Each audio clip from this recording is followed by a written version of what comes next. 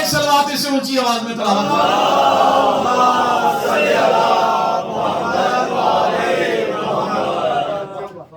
میری پاک مرشدزادی کا جو لقب صدیقۃ الکبریٰ ہے، یہ لقب صرف سچ بولنے کی وجہ سے نہیں، صدیقۃ الکبریٰ صرف لقب نہیں، ساری تقریر بھول جانا، میرا نام بھول جانا، یہ لفظ نہ بھولنا۔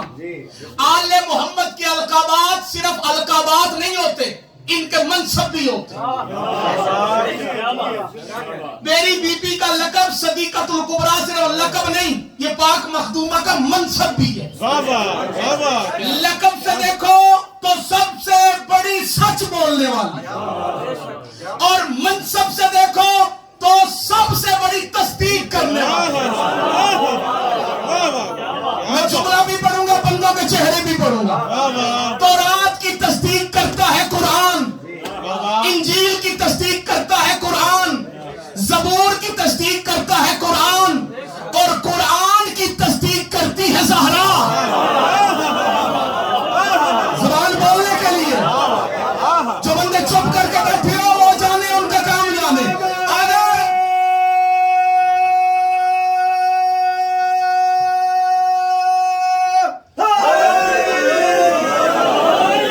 اگر قرآن تورات کی کسی آیت کی تصدیق نہ کرے تو وہ آیت، قرآن کی آیت اگر تورات کی کسی آیت کی تصدیق نہ کرے تو وہ آیت تورات کی آیت نہیں، اور اگر زہرا قرآن کی کسی آیت کی تصدیق نہ کرے تو وہ آیت قرآن کی آیت نہیں۔ اس کا مطلب ہے کہ قرآن کی تصدیق کا نام ہے بطول۔ اب بطول کی صداقت اس معیار پر ہے کہ جو بطول کی صداقت کا انکار کر دے وہ لعنت اللہ ہو سکتا ہے، رضی اللہ۔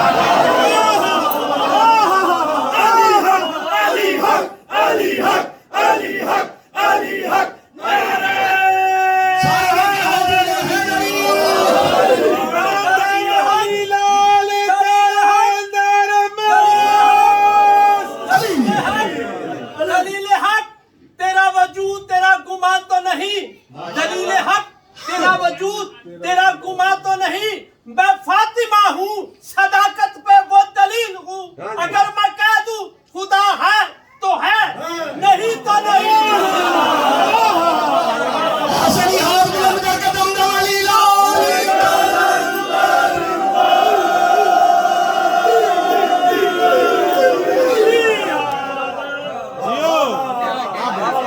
صدیقۃ الکبریٰ۔ اب پتا چلا صدیقۃ الکبریٰ کسے کہتے ہیں۔ صلوات پڑھے محمد والے محمد پہ آواز ہے۔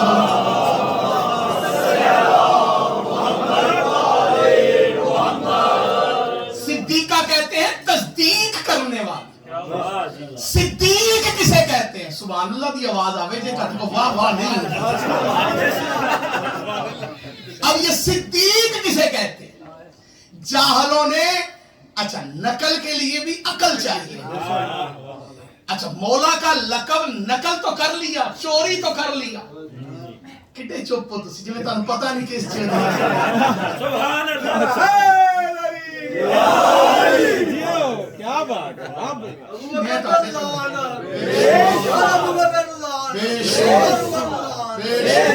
بندے ہیں جو منو ویکھدے میں چپ کر کے جی انہوں کسی گل دا پتہ ہی نہیں، تسی میرا اینڈ ویکھنا چاہتے ہو کی چاہتے کی انہوں نے دسا دیکھ ہر بات کھول کے بیان کی جائے پھر ہی آپ کو سمجھ آتی ہے۔ شیعہ تو کہتی اسے ہیں جو لفظوں کی گہرائی میں پہنچ جائے۔ عطائی ہوتا ہے بندہ، عطائی اسے کہتے ہیں عرف عام میں، جس کو ہر بات کھول کے سمجھانی پڑتی ہے۔ سمجھدار بندہ تو اشارہ سمجھ جاتا ہے۔ پریشان تو نہیں ہو گئے؟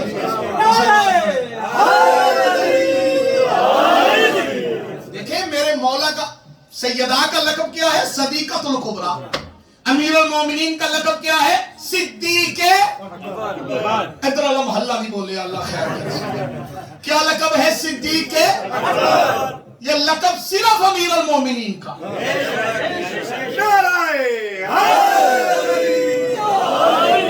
اس پہ کسی اگرچہ مگرچہ چونکہ چنانچہ کی گنجائش نہیں۔ آپ نے کسی اور بندے کا نام لینا ہے تو اس کا نام لیا کریں مولا کا لقب چوری کر کے اس کے ساتھ منسوب نہ کریں. ہمیں کوئی حرج نہیں, آپ اس کا نام جیسے مرضی لیں, ٹھیک ہے, جس طرح مرضی لیں وہ آپ لیں, جس طرح لینا ہے لیں, لیکن ہم آپ کو یہ اجازت نہیں دیں گے کہ آپ ہمارے مولا کا لقب چوری کر کے کسی اور کے ساتھ لگائیں, تو پھر ہر عمل کا رد عمل ہوتا ہے. آپ جھوٹ بولیں گے, مولا کا لقب چرا کے اس کے نام کے ساتھ لگائیں گے, تو پھر ہم اس کی اصلیت بتائیں گے. ہم اس کی اصلیت بتائیں گے تو پھر آپ کو تکلیف ہوگی. پھر آپ ہمارے مولویوں سے رابطہ کریں گے کہ نہ تو پابندی لواؤ, پھر نہ تو پرچہ کراؤ, تو پھر ملکوں پر جنت جرمنی آن برلن آ کے مجلس پڑھن تو مومن کے چپ کر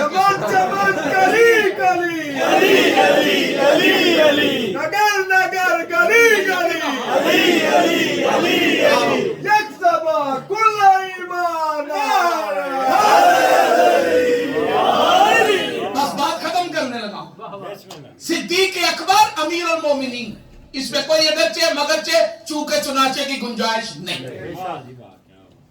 یہ مولا کی واضح حدیث موجود ہے, بیٹا یاد رکھنا. امیر المومنین کا فرمان دونوں گھروں کی کتابوں میں, قبلہ بیٹھے تحید فرمائیں گے, موجود ہے. مولا نے فرمایا کاذب ہے وہ بندہ اور لعنت ہے اس پہ جو میرے علاوہ کسی کو صدیق اکبر. میں نے پدرار مجلس پڑھی تو مجھ پہ پرچہ ہو گیا, اور پرچہ بھی شیعوں نے کروایا, سنیوں نے نہیں کروایا, پریشان ہونے کی ضرورت ہے.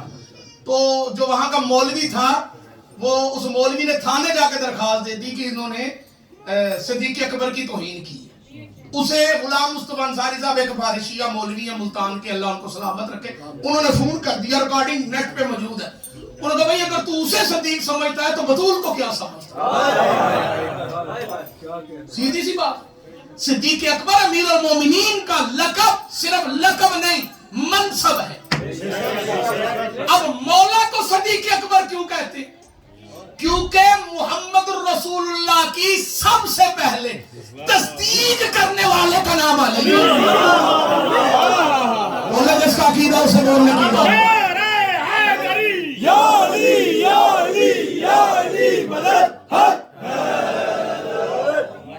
تصدیق کرنے والے علی ہیں.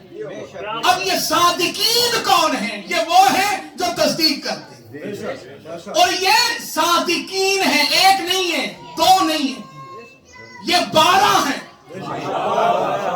زبان نہیں ہلتے تو کم از کم سارے ہلنا چاہیے. 12 کے 12 صادقین ہیں, 12 کے یاد رکھیے گا, یہ سارے صدیق اکبر ہیں, یہ سارے فاروق اعظم ہیں. لیکن ان 12 میں سے خاص کر کے جس ہستی کے ساتھ یہ لقب مشہور ہوا اسے جعفر و صادق کہتے ہیں. صلوات پڑھے مولا کی ذات پہنچی.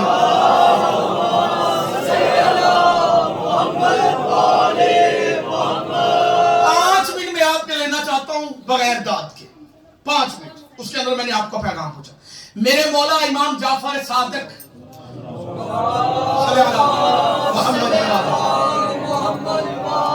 نوجوان نسل کے ذہنوں سے یہ غلط فہمی میں نکالنا چاہتا ہوں کہ مولویوں نے ڈال دی ہے کہ مولا کا جو نام جعفر ہے وہ جنت کے اندر ایک نہر ہے, اور اس نہر کا نام ہے جعفر, اور اس نہر کے نام پہ مولا کا نام رکھا گیا. یہ توہین امام ہے, یہ توہین بنت رسول ہے, یہ توہین اہل بیت ہے. مولا کا نام نہر کے نام پہ نہیں رکھا گیا, نہر کا نام مولا کے نام.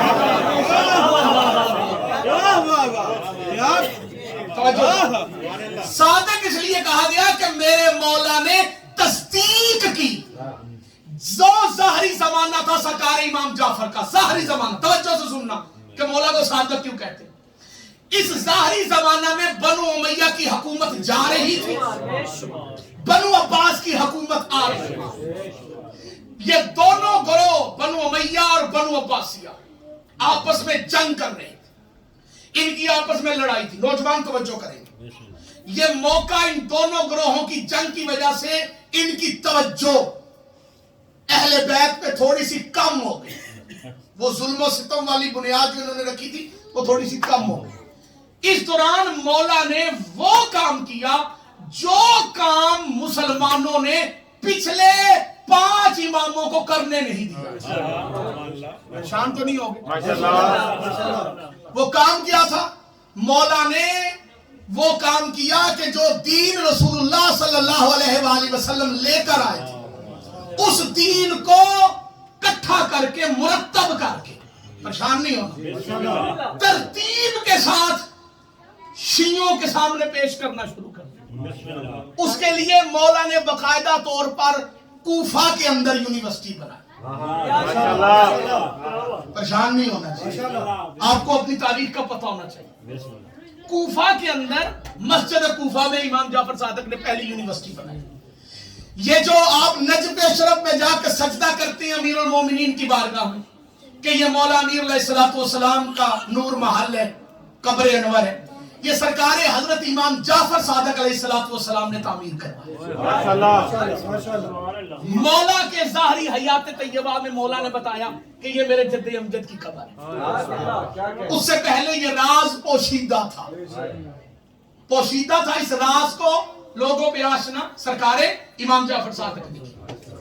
نجف کے اندر حوزہ علمیہ قائم کیا، جسے آپ عرف عام میں حوزہ علمیہ کہتے ہیں، مدرسہ کہتے ہیں، یونیورسٹی کہتے ہیں، درسگاہ کہتے ہیں. مولا نے وہ قائم کی جہاں سے مولا نے باقاعدہ طور پہ سلسلہ تعلیم کو جاری فرمایا.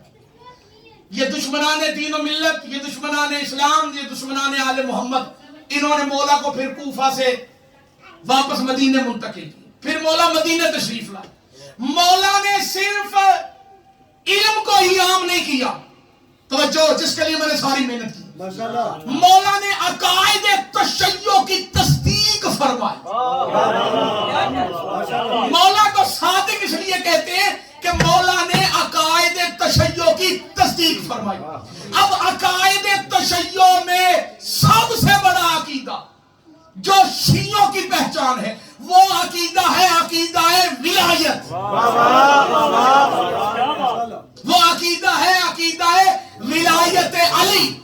اس عقیدے کی سب سے زیادہ تبلیغ اور سب سے زیادہ تصدیق سرکار امام جعفر صادق نے فرمائی. مولا کی لاتعداد حدیثیں سامنے آئی اور کسی حدیث کے اندر صرف امام جعفر صادق نہیں، میں پوری دنیا کے صاحبان علم کو چیلنج کر کے کہہ رہا ہوں کہ کسی بھی امام کی کوئی حدیث ایسی دکھا دو جس کا سلسلہ روایت کسی صحابی سے ملتا ہو. میں اس کا عقیدہ اجازت دیتا ہوں.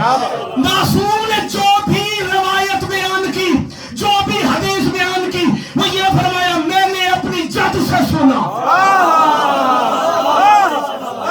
ہاتھوں کو کسی کا محتاج نہ. سنیوں کی حدیث کی 7 بڑی کتابیں وہ شروع ہوتی عن ابو ہریرہ، عن انس بن مالک، عن فلاں ابن فلاں. لیکن شیعوں کے اندر احادیث کا جو سلسلہ ہے وہ ایرا وغیرہ نتھو خیرہ سے نہیں، وہ شروع ہوتی ہے کیسے؟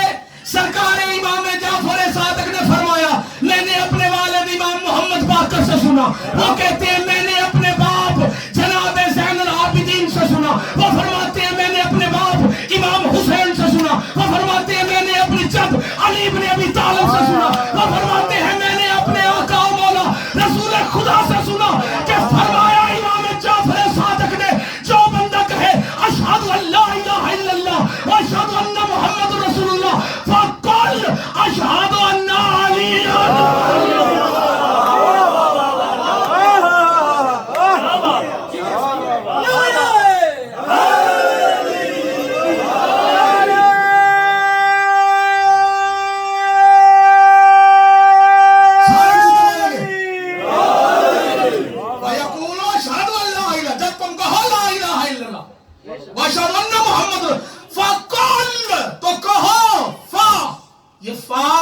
فہازہ والا ہے.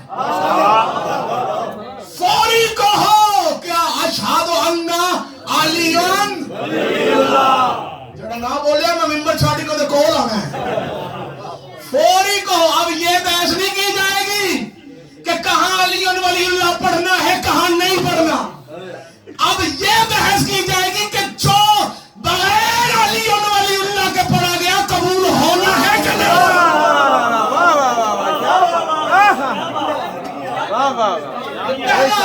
جس کی تبلیغ جس کی تصدیق میرے مولا نے کی. نعرہ بلال علی ولی اللہ سارے بولو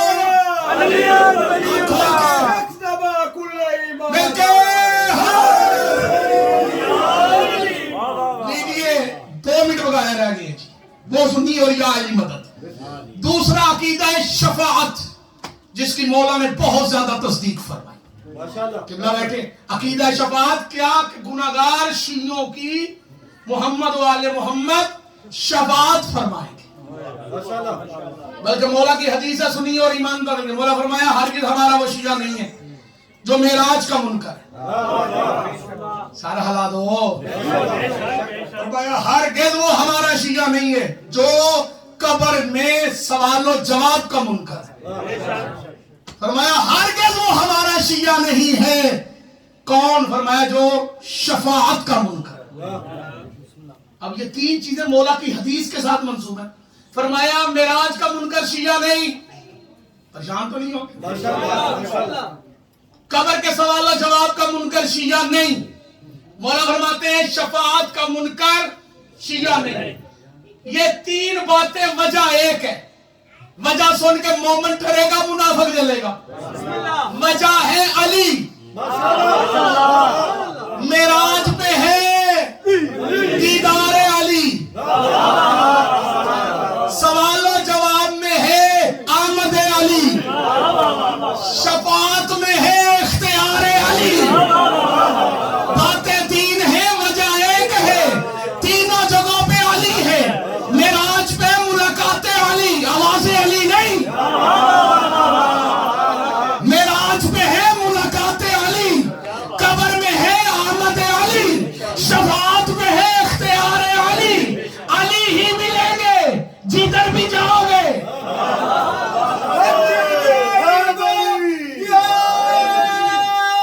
سارے مل کے بولا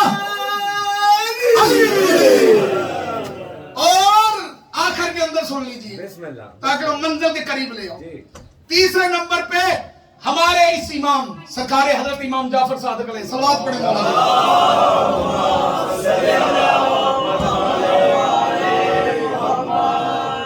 کرنے کے لیے گفتگو تو کافی تھی لیکن اشرے چاہیے مولا کی حیات طیبہ میں گفتگو کرنے کے لیے. پھر بھی گفتگو مکمل نہیں ہو سکتی. پہلے نمبر پہ عقیدہ ولایت کی تصدیق اور تبلیغ فرمائی. دوسرے نمبر پہ عقیدہ شفاعت کی تبلیغ اور تصدیق فرمائی. تیسرے نمبر پہ آج اس امام کی مجلس میں آپ کے وہاں بیٹھے اس امام نے عزاداری کی تصدیق اور تبلیغ فرمائی.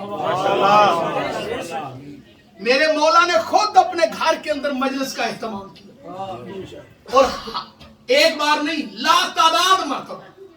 یہ جو آپ منبر پہ خطیب کو بٹھا کے باقاعدہ طور پہ ذاکر کو بٹھا کے مرثیہ سنتے ہیں نوحہ سنتے ہیں منقبت سنتے ہیں. یہ سلسلہ سرکار امام جعفر صادق علیہ السلام اسے باقاعدہ طور پر شروع کروایا مدینہ المنورہ کے اندر اور عزاداری کو عام کیا سرکار حضرت امام جعفر صادق علیہ السلام.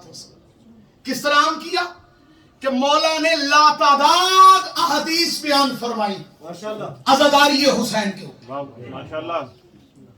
پہلی بات تو مولا کا گھر حسین ابن علی کا خانہ بنا ہوا تھا کہ مدینے کے لوگ کہتے ہیں کہ ہم محرم کا چاند آسمان پہ نہیں دیکھتے تھے. جعفر صادق کے گھر سے رونے کی اتنی بلند آواز آتی ہمیں پتہ چل جاتا محرم کا چاند نظر آ گیا ہے. خدا تمہاری ہائے قبول کر. رکیے اس منزل پہ میں آپ کو روکنا چاہتا ہوں تاکہ عزاداری کے حوالے سے مولا کی جو محنت ہے وہ میں آپ کے سامنے لا سکوں. میرے مولا نے لا تعداد امام جعفر صادق علیہ السلام نے لا تعداد حدیثیں بیان کی. ان حدیث میں سے ایک حدیث میں آپ کو سناتا ہوں تاکہ آپ کی آنکھیں اس قابل ہو جائیں کہ ان آنکھوں کے نیچے سیدہ کا رومال آ سکے. مولا فرماتے ہیں جس نے ہماری مظلومیت بیان کی اور مظلومیت بیان کرنے کے ساتھ اس مظلومیت کو سن کے اگر 50 بندے رو پڑے. کتنے بندے بولیے سارے 50 بندے رو پڑے. حدیث ہے مولا فرماتے ہیں ان 50 بندوں کے رونے کی وجہ سے سب کی اللہ بخشش کر. پھر مولا نے فرمایا اگر 50 نہیں 40 بندے حسین کے غم میں رو پڑے. دریائے رحمت امام جوش میں آیا. مولا فرمایا 40 نہیں 10 بندے بھی رو پڑے تو اللہ سب کی بخشش کر دیتا. پھر مولا کا ایک فرمانا, مولا فرمایا کوئی نہ روئے, پڑھنے والا رو پڑے. خدا ہائے کہنے والوں کو سلامت. پھر مولا کی حدیث ہے, اسی حدیث کا جز ہے, اس کا مفہوم میں آپ کی خدمت میں پیش کر دیتا ہوں سیدوں. مولا فرماتے ہیں خود نہ رو پڑے, میری جد حسین کی مظلومیت سن کے اگر کسی کی آنکھ اتنی تر ہو جائے جتنا ایک مچھر کا پر ہوتا, اللہ اس کو نجات عطا فرماتا. اور حدیث کا اگلا حصہ سن کے آپ کی بے ساختہ آہائیں نکلے گی. مولا فرماتے ہیں اگر کوئی روئے یا رلائے یا رونے والی شکل ہی بنا لے, اللہ اس پہ جنت کو واجب کرا دے. خدا تمہاری ہائے قبول کرے جو رو کے ہائے کہے. کوئی رونے والی شکل بنا دے, اتنی عزاداری کو عام کیا. ہر پل مولا نے عزاداری کو عام کیا. اور شیعہ جتنے رو کے بیٹھے ہو, یہ جو تم آج مجلسیں کرواتے ہو, ماتم کرتے ہو, ہائے کہتے ہو, یہ جناب سید الساجدین کے بعد امام جعفر صادق علیہ السلام نے اس سلسلے کو اتنا عام کیا, اتنا عام کیا کہ میرے مولا نے باقاعدہ طور پہ زندگی کا ہر لمحہ عزائے حسین میں گزارا. ایک بندہ مولا کی خدمت میں آیا, اب تمہارے ہائے کو مولا سنیں گے, تمہیں ہائے کہتا کوئی نہیں دیکھے گا, لیکن یہ فرمان سن کے تمہاری بے ساختہ ہائے نکلے گی. ایک بندہ مولا کی خدمت میں آیا, آگے کہتا مولا بتائیے کہ انسان کے زندگی میں سب سے خوشی والا موقع کب ہوتا ہے؟ مولا رو پڑے, رو کے فرمایا انسان کی زندگی میں سب سے خوشی والا موقع وہ ہوتا ہے جب اس کا 18 سال کا بیٹا, خدا تمہاری ہائے قبول کرے جو رو پڑے, جب اس کا 18 سال کا بیٹا اس کی آنکھوں کے سامنے چل رہا ہو. بندے نے قدموں میں گر کے کہا مولا تو انسان کی زندگی میں سب سے غمگین موقع کون سا ہوتا ہے؟ ہوئے ماتمی تو ہائے نہ نکلے بابری میں مندہ ہی نہیں. مولا فرماتے ہیں دنیا کے اندر انسان کے لیے سب سے غمناک موقع وہ ہوتا ہے جب اس کے 18 سال کے بیٹے کو کوئی قتل کر دے. ماتم کرنا, خدا تمہارا ماتم قبول کرے جو رو پڑے. حسین کی ماں ہائے کہنے والوں کو سلامت رکھے. فرمایا جب اس کے 18 سال کے بیٹے کو کوئی قتل کر دے, بس مولا نے اتنا کہا اور مولا کی چیخ نکلی. سامنے صحابہ بیٹھے ہوئے تھے, ایک بندے نے جرأت کر کے کہا مولا آپ کی ہائے کیوں نکلی ہے؟ مولا نے رو کے کہا مجھے 18 سال کے بیٹے کا ذکر کرتے ہوئے وہ بیٹا یاد آ گیا جس کا نام علی الاکبر ہے. خدا تمہارا ماتم قبول کرے جو رو پڑے. مولا ہائے کہنے والوں کو سلامت. مولا فرماتے ہیں مجھے وہ میرا علی اکبر یاد آ گیا جس کے شہید ہونے سے اور جس کے عظیم سر کرنے سے اس کا بابا حسین رو کے کہتے تھے اکبر مجھے آواز دے, مجھے نظر کو چھوڑ. جزاک اللہ عزادارو, مولا تمہارا ماتم قبول کرے. مسجد نبوی عزا خانہ بن گئی. علی کی ولایت کے چرچے ہوتے تھے عزادارو. رسول کی مسجد کے منبر سے کالا کالا رسول اللہ کی صدا بلند ہوتی تھی اور ولایت علی کا پیغام امام جعفر صادق کی زبان سے نکلتا تھا. اور ہر پیغام کے بعد عزائے شبیر کا سلسلہ شروع ہو گیا. اللہ لعنت کرے منصور دیوانگی پہ, لعنت کرے. اس ملعون نے حاکم بن سلیمان کو یہ حکم دیا جو مدینے کا گورنر تھا. اس نے کہا کسی طریقے سے جعفر صادق کے اس سلسلہ تبلیغ کو روک, ورنہ مدینہ کیا پوری ملت کے اسلامیہ کے اندر بغاوت ہو جائے گی.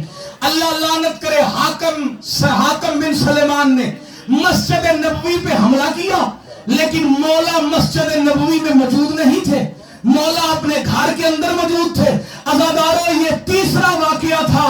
پہلا واقعہ مدینے میں ہوا تھا, دوسرا واقعہ کربلا میں ہوا تھا, تیسرا واقعہ پھر مدینے میں ہوا. واقعہ سن کے تیری بے ساختہ ہائے نکلے گی. ان مسلمانوں نے لکڑیاں کٹھی کر کے جعفر صادق کے گھر کو آگ لگا دی.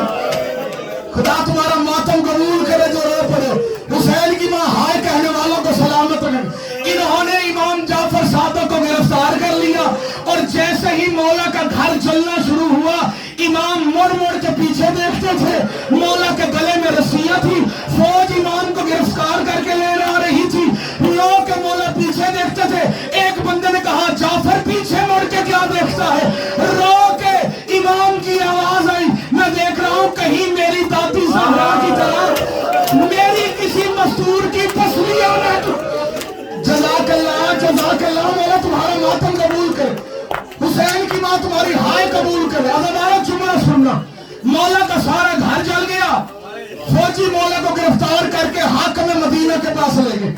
اجازت ہو تو ایک جملہ پڑھ لوں، انہوں نے مولا کو چھوڑ دیا، جلے ہوئے گھر کے باہر امام جعفر صادق پہنچے، دہلیز جل گئی، مکان جل گیا، جلے ہوئے اس گھر کے باہر کھڑے ہو کے تیرے امام نے اپنا امامہ اتار کے گلے میں ڈالا، زمین سے خاک اٹھا کے سر میں ڈالی۔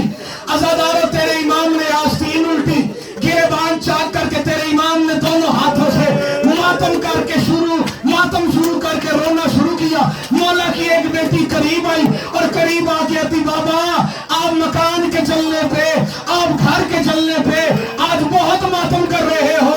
مولا نے رو کے کہا میری بیٹی میں مکان کے جلنے پہ ماتم نہیں کر رہا، میں اس منظر کو یاد کر رہا ہوں جب تیرے سن کی سکینہ جلے ہوئے دامن کے ساتھ شام غریبہ ماتم کرنا، شام غریبہ رو رو کے سجاد سے پوچھتی تھی بھیا سجاد خیموں کو آگ لگ ماتم، جزاک اللہ والا تمہارا ماتم قبول کرے۔ بھیا سجاد خیموں کو آگ لگ گئی، ہمیں بتا چل کے مر جائے۔